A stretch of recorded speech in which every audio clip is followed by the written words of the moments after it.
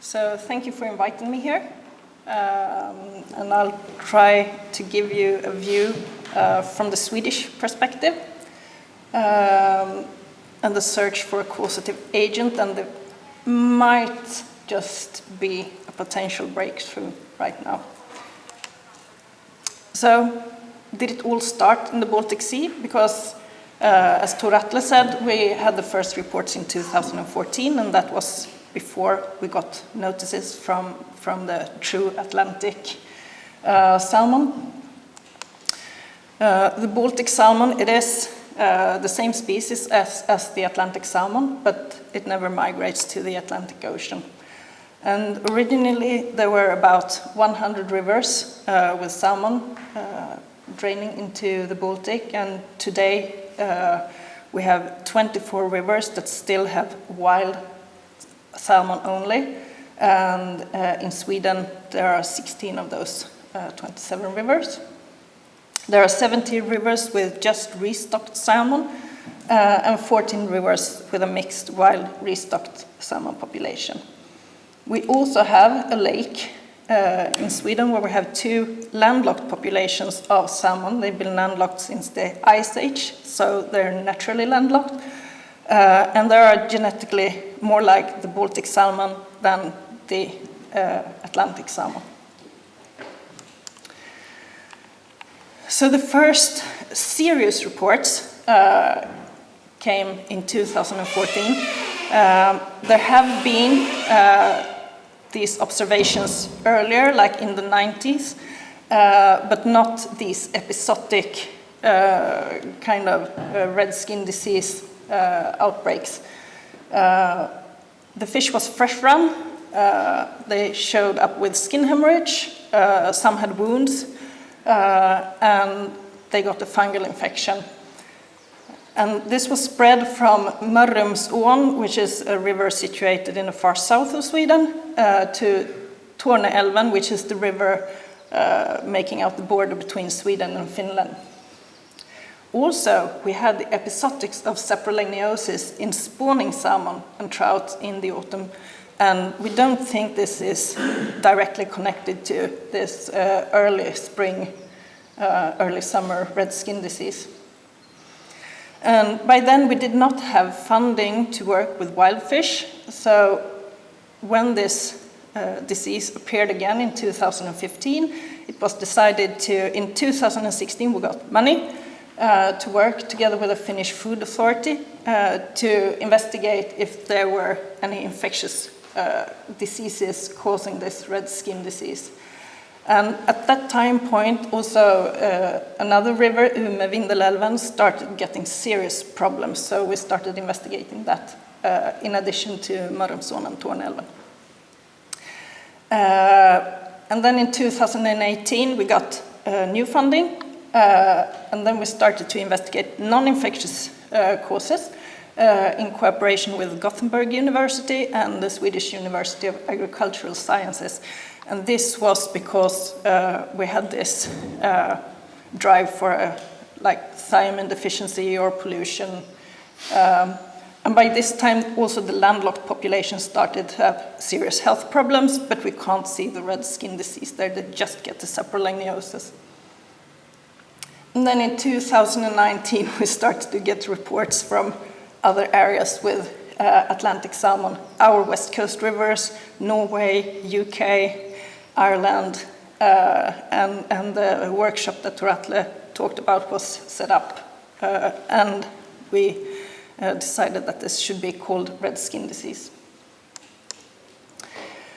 So in 2020, we got an annual funding for wild fish monitoring. So now we have set up a program to monitor wild salmon, and we continue the search for the etiology of red skin disease.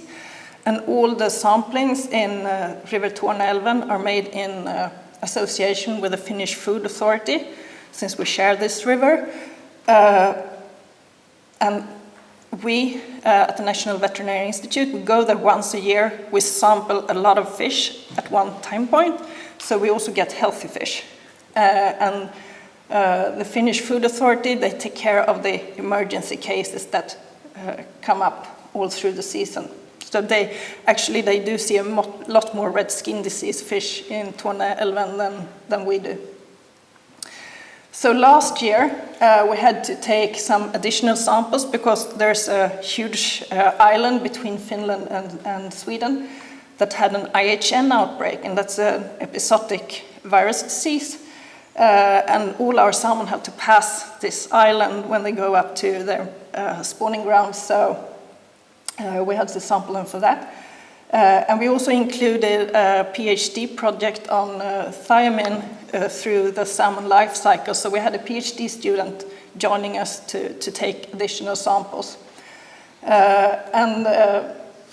The SLU started a cooperation, inter-Nordic cooperation group, including us, Tor Atle at Nina, the Finnish Food Authority in Luke in Finland, the DTU in Denmark, Iceland, and the Faroes, to get some additional samples in, like looking at telomere length, gene expression, and also in internal organ and in skin and gill swabs.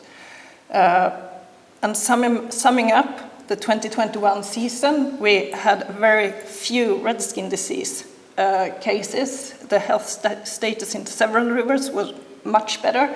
So we were kind of, have we passed this huge hill and now it's calming? But no, the research continues, and we see red skin disease this year as well.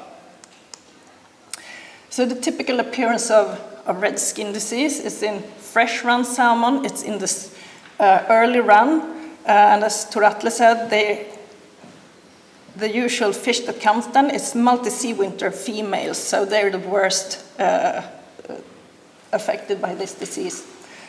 We mainly see that the temperature is below 20 degrees Celsius. And it starts out as an erythema and then skin hemorrhage on the ventral side. And then you get scale loss and melanization of the margins. As Tor Atle said, this is an immune response in the fish.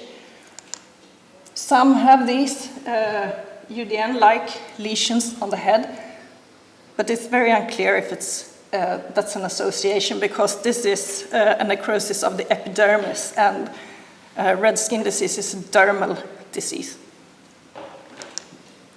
We see weakness in the fish already when they have these just hemorrhage.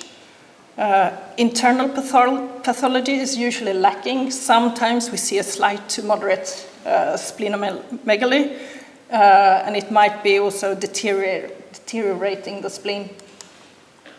And then it progresses to include fin rot and this secondary saproleniosis that is terminal.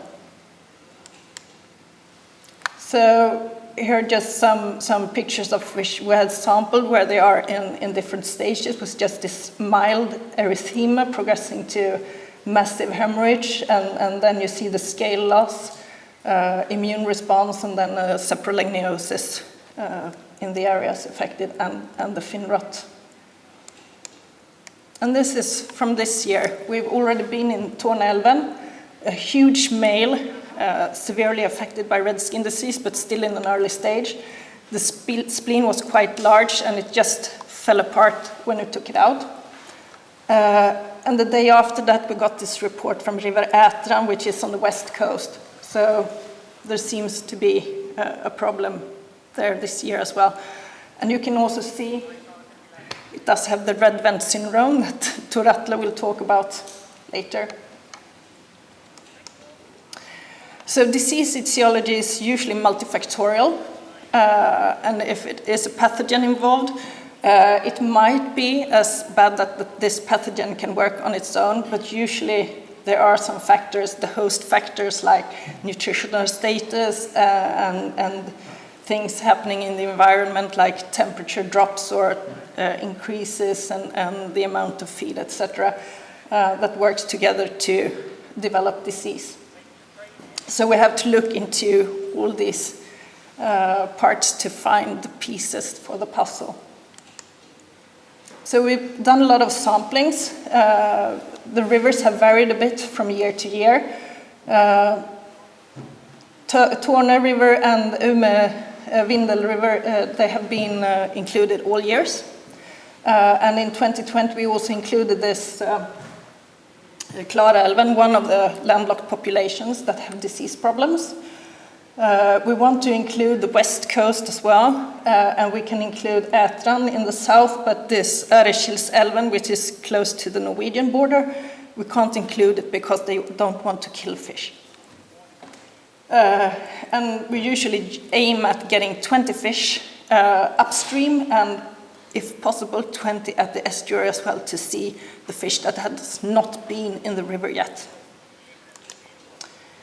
So we've done a lot of pathogen investigations, regular virus culture, PCRs for different viruses, bacterial culture, fungal cultivation, and as Tor Atle said as well, we can't find a common pathogen that will explain this. We had one fish with PRV. We find some bacteria, Saprolegna parasitica, of course. And then we did some whole genome sequencing, and we find potential herpes and iridovirus sequences, but we have not had money to progress with that track, so for now this is dropped actually. And then what I'm going to tell you about later is the MLO investigations that we've been doing in 2020 and 2021. We've done a lot of histopathology and cytology to look at the cells. And in these lesions, we can see that there is and now it says epidermal, but there's an acute hemorrhage, and the epidermis might be lost, especially if you have this scale loss. But you have an underlying dermal inflammation that seems to precede the hemorrhage. And there's also some degeneration and necrosis of the muscle underlying the skin. And this looks a bit like red mark syndrome in rainbow trout, both when you look at the fish and when you look at the histopathology. The samples we took in 2021, we did not have much RSD and we could not see a lot of inflammation, but we still had this muscle degeneration. And for the UDN-like lesions, less of 50% fulfill the histopathology criteria, because this is a diagnosis you can't say is UDN until you've looked at the histology. So there are criteria to say what's UDN and not.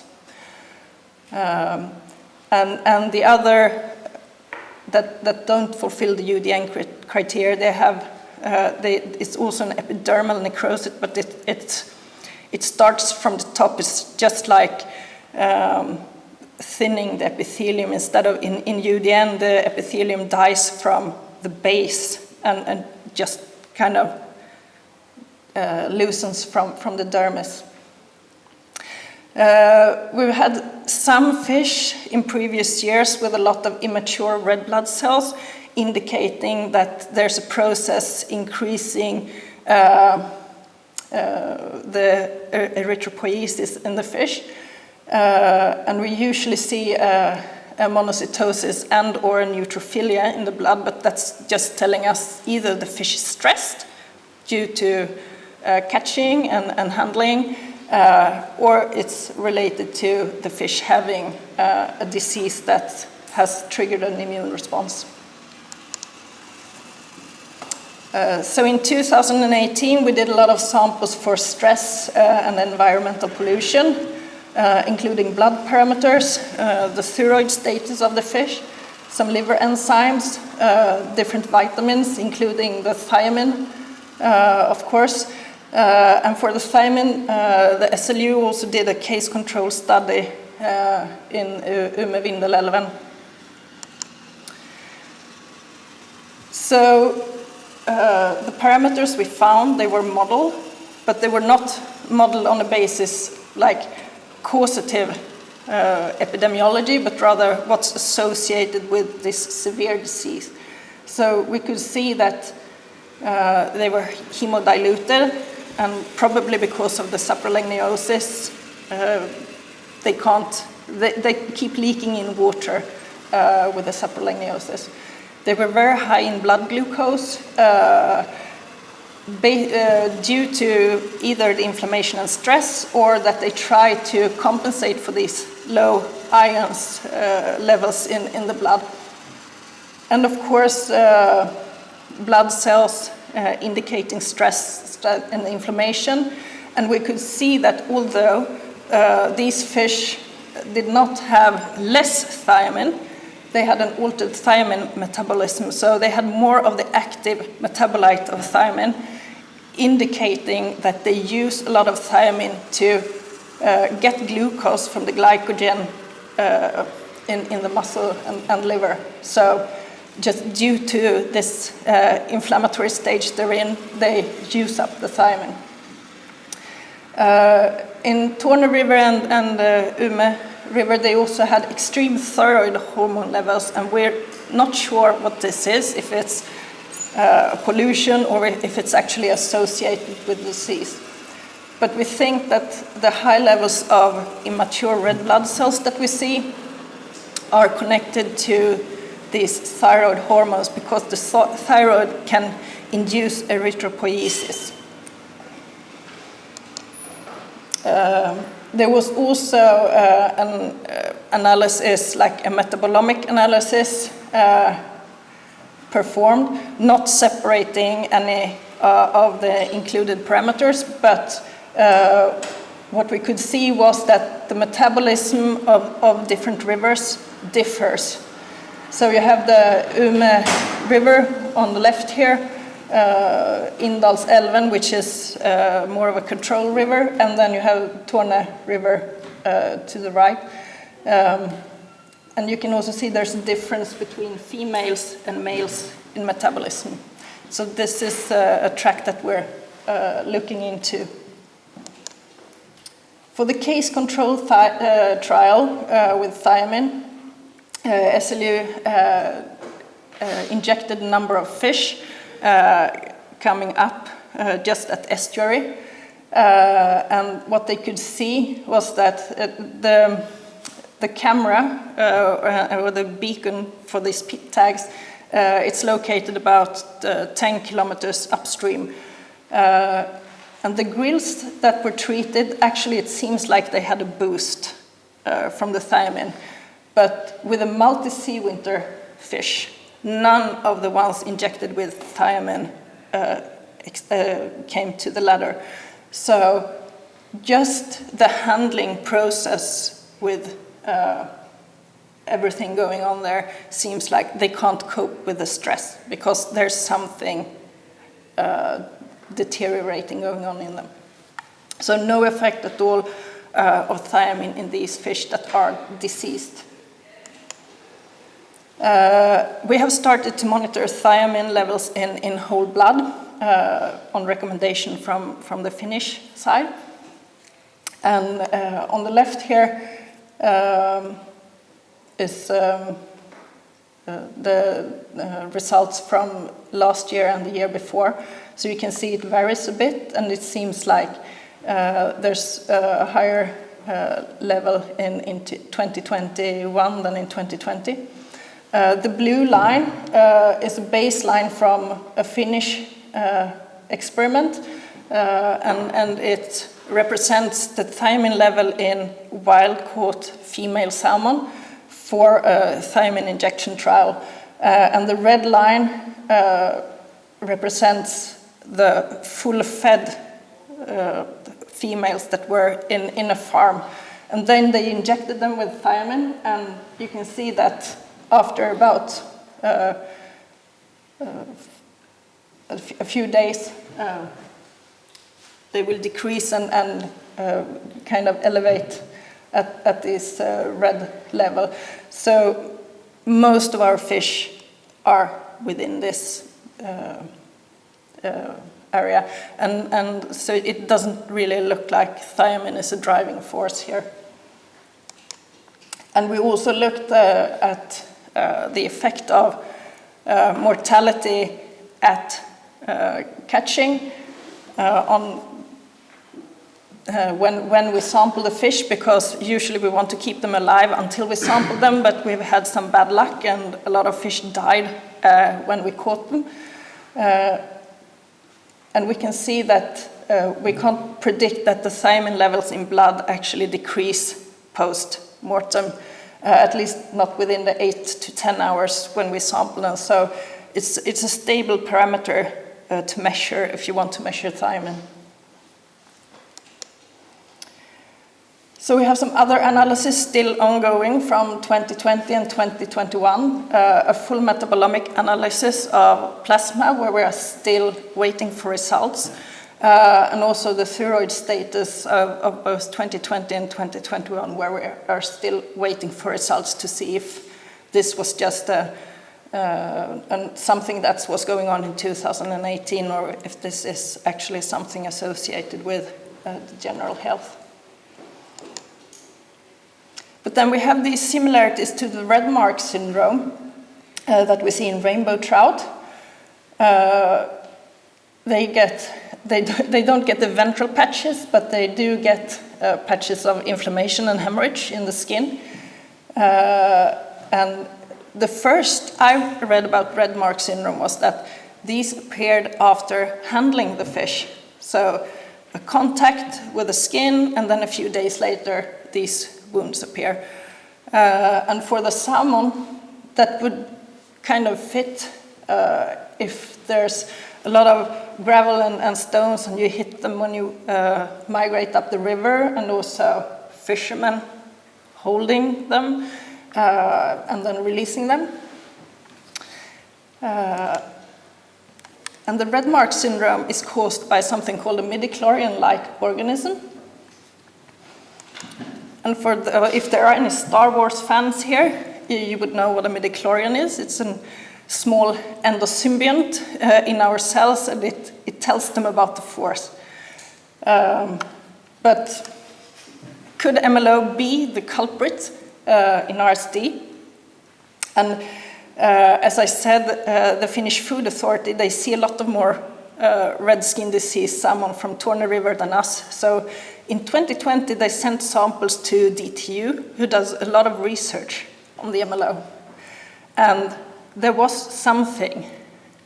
So we sent samples last year, and you can see no detection of MLO, but there is an unspecific amplification in the PCR. So something seems to be there.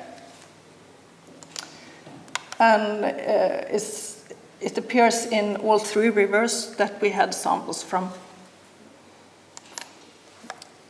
So for those who are not familiar with a qPCR or a real-time PCR, you use a probe to immediately detect. You multiply DNA or RNA, a small target sequence, and once you reach a number of copies, you will have a positive signal. And you want the curves to look like these MLO curves, high increase. But you see there's something going on, so we get the positive signal, but it doesn't look very nice. So this could be due to something else, just some kind of reaction. But then the DTU looked at the temperature melting curves for the reaction, and they could see that you have the MLO melting curves there and our samples. And they melt at a different temperature, but they all melt at the same temperature, which means it's the same sequence in all these samples. And they have seen that it's not caused by primer-dimer, that like the primers attached to each other. So it seems something is there. But we can't really say if it is one of these intracellular bacteria. So the MLO is within the Rickettsia, and Rickettsia are known to cause several issues. If you have the Pisci rickettsia, and for us we have the borreliosis, for instance, skin disease. And the MLO is present here. And you can also get the specific amplification of other intracellular bacteria using this primer set. But this is specific amplification. We had unspecific amplification, so we didn't get these nice curves. Still, this is something worth looking into, we think. So this might then be a piece into the puzzle if there is an intracellular organism in the dermal skin, dermal part of the skin. And then we have the host factors, perhaps. I mean, all the fish that we see with the disease, we can't say anything what's happening at sea, but what we can see in the rivers, I mean, we have they're in the reproductive stage, they don't eat anymore, and they exercise a lot since they have migrated, and they are still migrating upstream. So they have a high metabolism. And then the environmental factors, what is actually triggering this to show itself. So there's still a lot of things to do, and of course first we have to see if this is actually an intracellular bacteria. So we are collecting a lot more samples this year, both in the affected areas of the fish and on the back of the fish to get negative control samples from the same fish. And of course we take histopathology samples of the affected areas, and we will also put them in glutaraldehyde to make electron microscopy. So we, both with the electron microscopy, where we potentially can see the intracellular organisms, and using sequencing and whole genome sequencing to identify what this actually is, we hope that we can find something there. And also more histopathology to correlate the macroscopic and microscopic findings with the microbiological results. And then for Vindelälven, we will sample for gene expression and skin and gill swabs as well to see if we can find parameters that actually will make us not necessarily kill the fish. So with that, I would like to acknowledge the people working. We are a lot of people involved in the salmon health, but these are the persons, except the National Veterinary Institute, that have been involved in the MLO track. And especially thanks to Argelia Cuenca, who has been doing all the PCR work and provided me with these nice pictures. So, thank you.